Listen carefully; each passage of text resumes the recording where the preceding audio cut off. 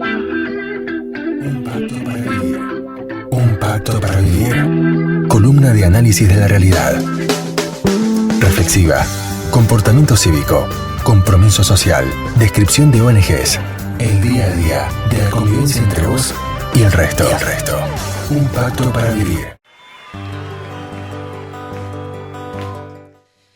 Ya arrancamos nuestra columna Un Pacto para Vivir y esta semana tenemos el agrado de estar conversando con Pedro Tarac, quien es el presidente del directorio de Sistema B y cofundador de esta misma organización. Brevemente, Sistema B es una organización que impulsa el movimiento donde la economía se quiere medir por el bienestar de las personas, las sociedades y la naturaleza. Muy buenas tardes, Pedro. Mi nombre es Elisa Peirano. Gracias por atender a Citas de Radio. Elisa y a toda la audiencia, un gustazo.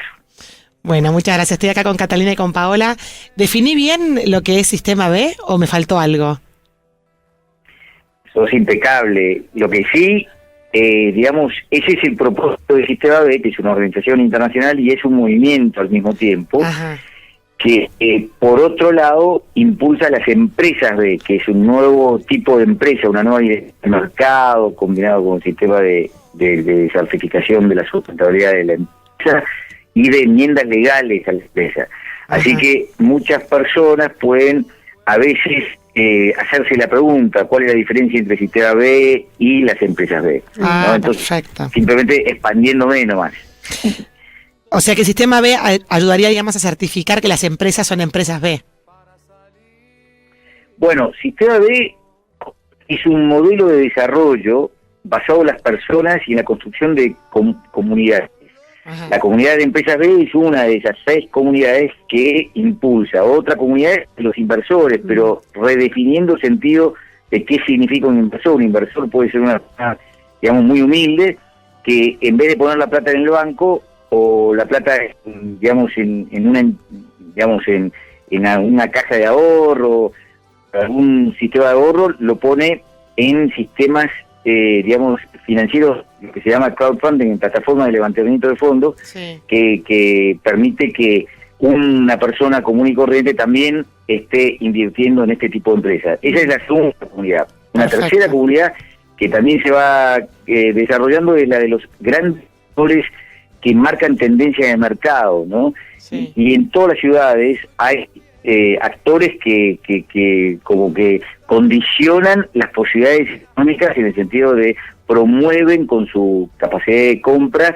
determinados tipos de productos provenientes de determinado tipo de empresas. Claro. Y en primer lugar, el mundo del conocimiento, el conocimiento para enseñar, para investigar, que hay en todos lados, falta ser universidades, sino lugares donde se desarrolla conocimiento y se enseña y se investiga.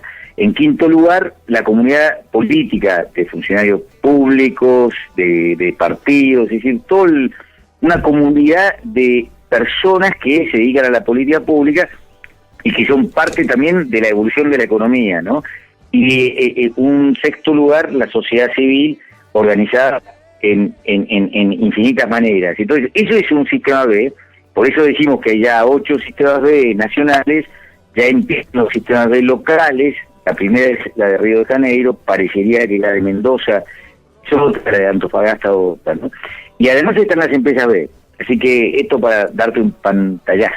Bien. ¿Cómo le va? Catalina es mi nombre. ¿Cómo estamos? Bien, muy bien, mucho gusto. ¿Las empresas B son de determinado tipo de rubro o hay empresas de todo tipo de rubro, forma, que sean B?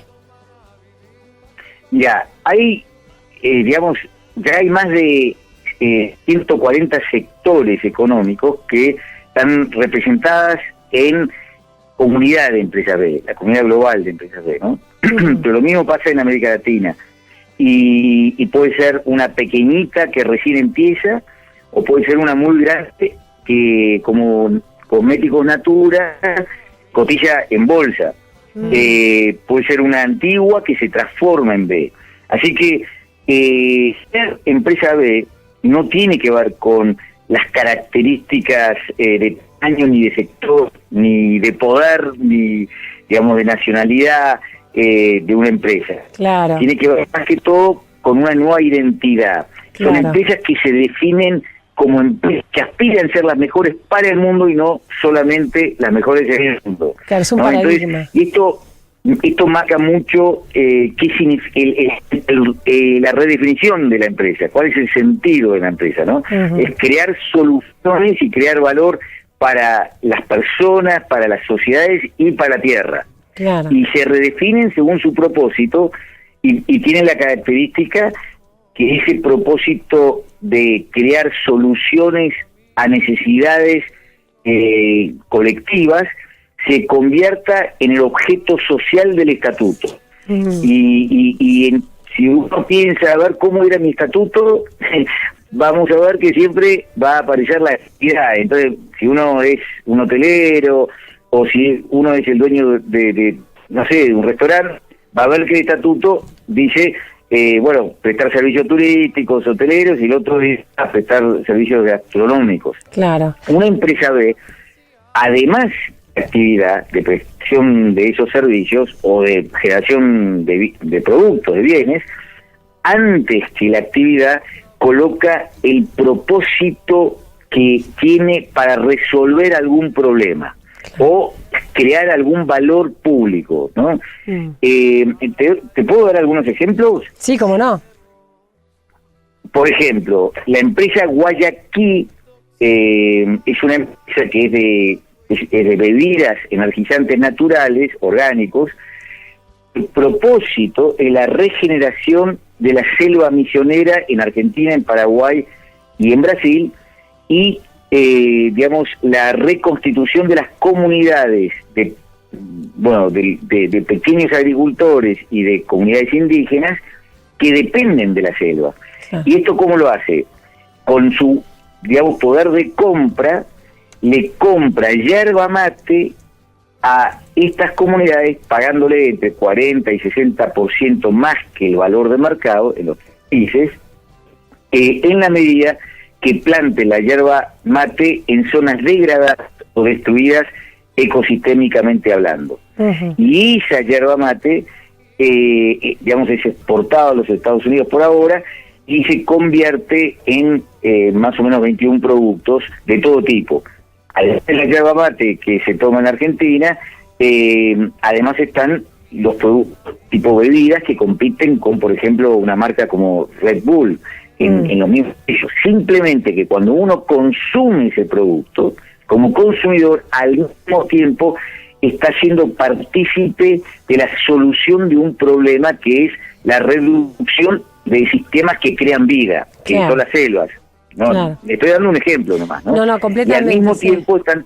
Perdón. No, sí. Sí. Lo seguimos escuchando. Sí, y al mismo tiempo son partícipes de una reducción de la brecha entre los que más tienen y los que menos tienen, ¿no? Al pagarle más. Porque Claro. además Guayaquil, que para llevar adelante este propósito, por ahí tiene que invertir en la titulación legal de tierras comunitarias. Y uno dice, pero eso lo hace porque hace filantropía. No, es parte del negocio.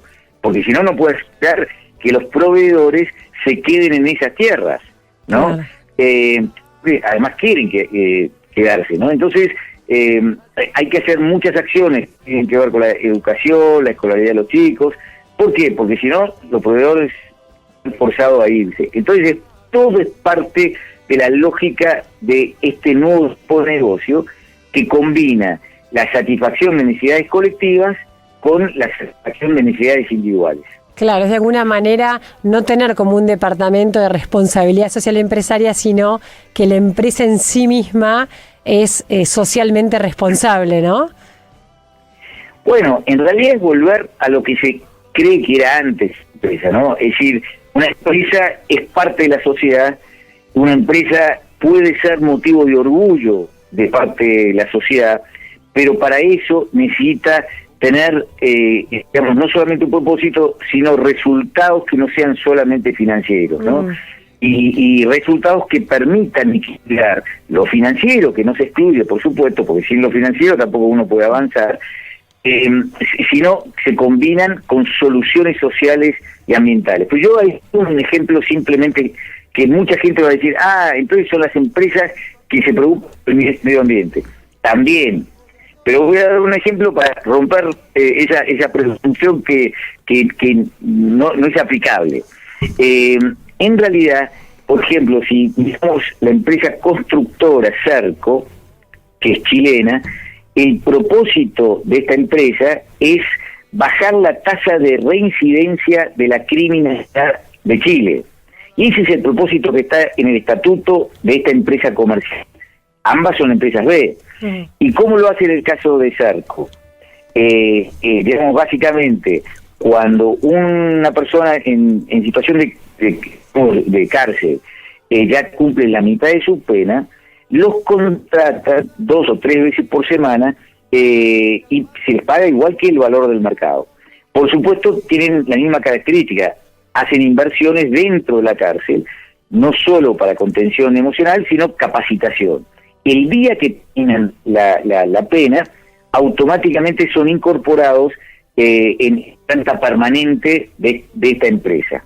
Entonces, cuando alguien compra un departamento o ya sabe que va a contratar Serco por algún tipo de licitación, ¿no? Ya sabe que es partícipe de una solución que todos necesitamos, ¿no? Y entonces cuando uno paga el departamento, en el precio del departamento está incluido la reducción de la tasa de reincidencia.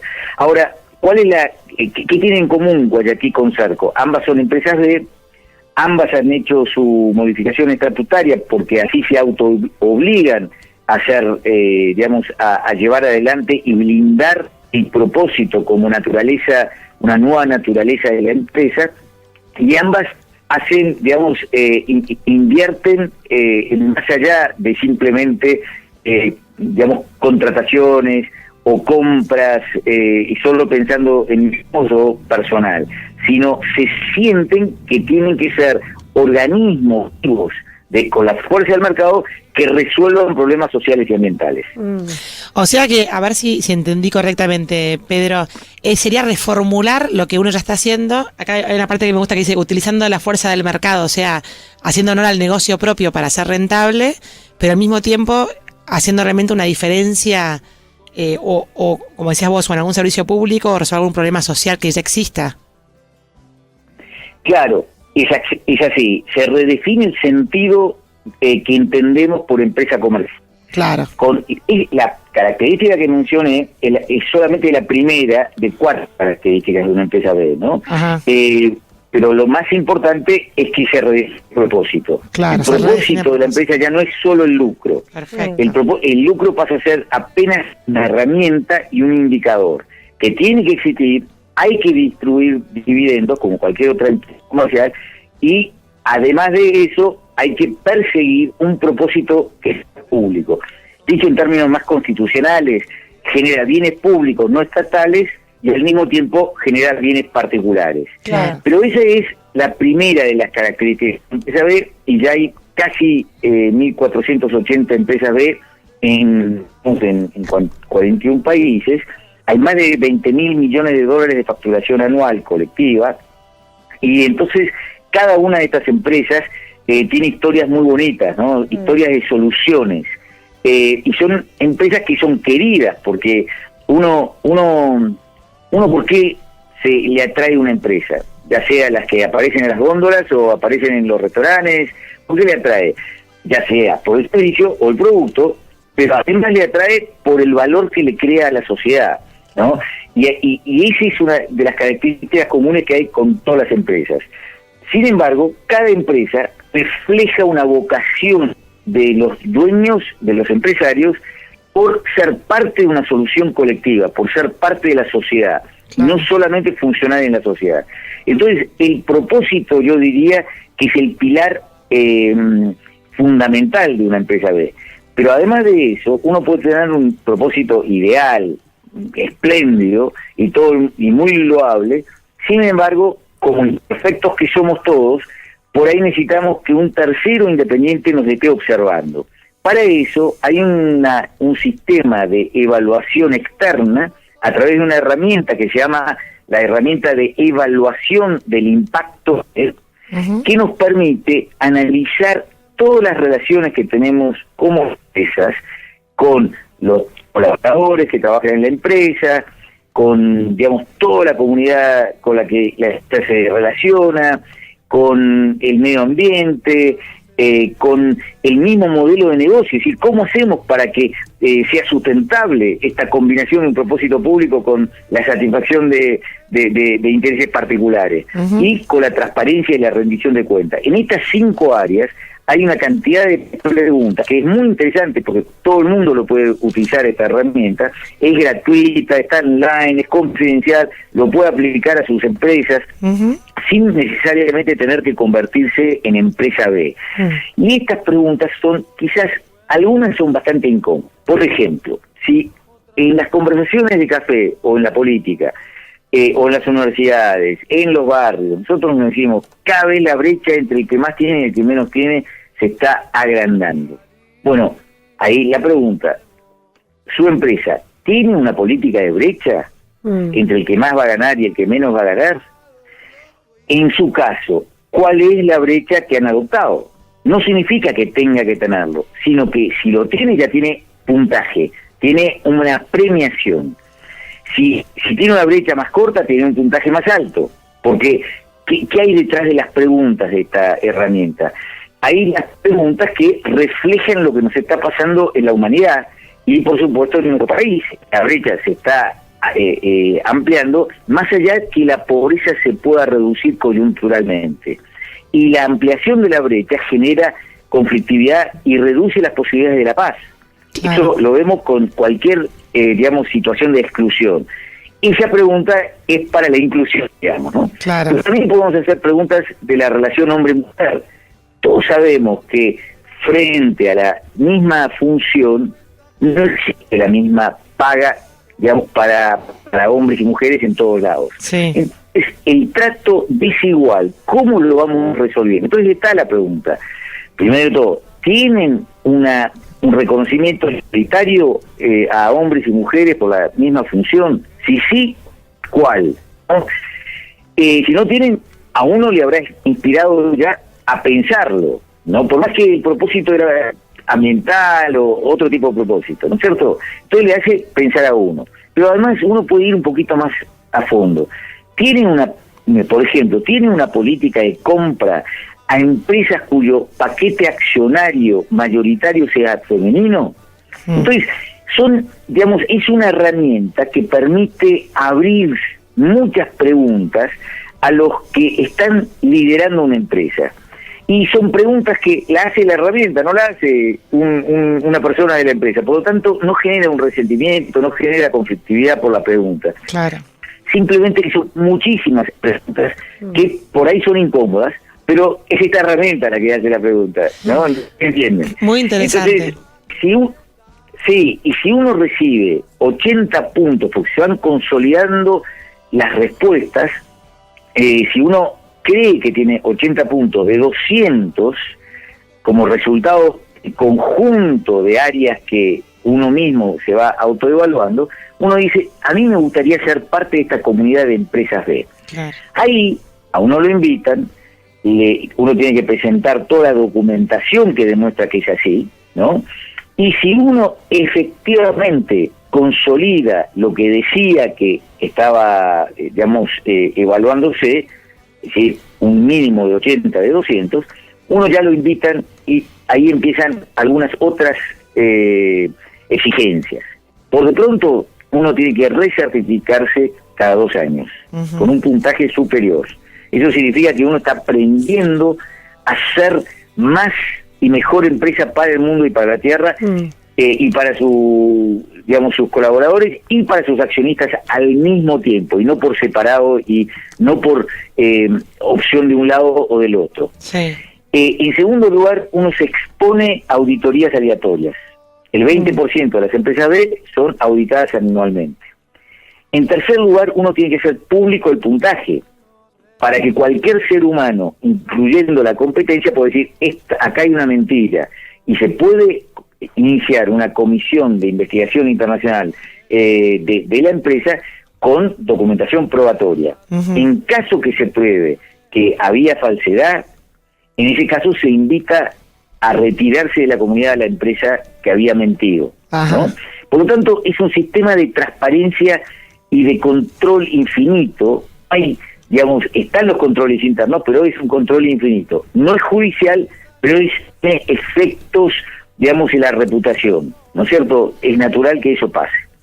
Pero hay algo que es fundamental en una empresa B, y esa es la tercera gran característica, que hay que ampliar la responsabilidad fiduciaria de la empresa. Ahora, ¿qué significa la responsabilidad fiduciaria? Fiducia viene del latín, significa confianza.